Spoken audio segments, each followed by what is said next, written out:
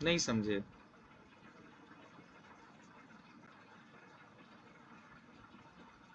कह रहे हैं कि ए और बी के अंदर एक करार हुई थी कि ये पैसा हम 1 लाख रुपए आपको देते हैं, आप इसको कंपनी में लगा दीजिएगा, जो हम लोगों की कंपनी है।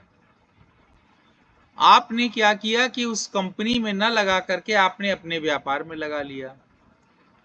ये आपराधिक न्यास भंग का अपराध है। ये तो ऊपर क्लियर किया।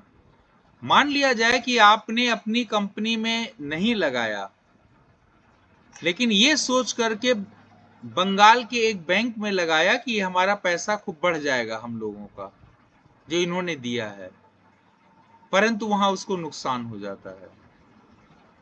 उसने सोचा आपका फायदा करा दे, लेकिन नुकसान हो गया। ये आपराधिक न्यास भंग नहीं, क्योंकि आपने बेईमानी पूर्वक ऐसा नहीं किया है, आपने उसकी भलाई के लिए, अच्छाई के लिए ऐसा किया।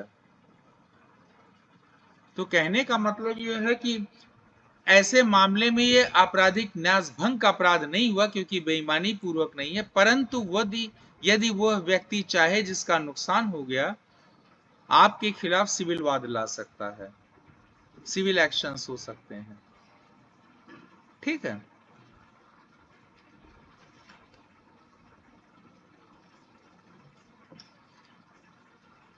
अब इसका A revenue officer is entrusted with public money and is either directed by law or bound by a contract, express or implied, with the government to pay into a certain treasury all the public money which he holds.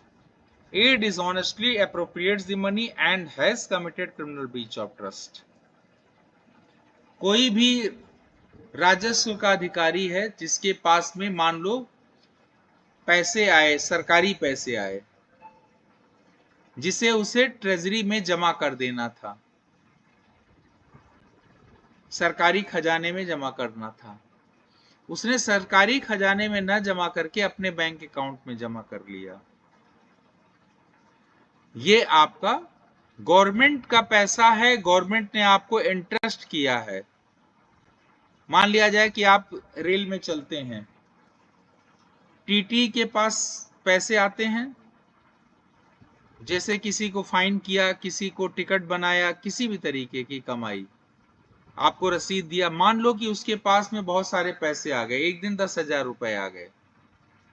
जब उसकी duty of होती है तो उसे ले जाकर के office में जमा कर देना होता है कि हमारे इस ट्रिप में इतना कमाई इससे हुआ, रेल से।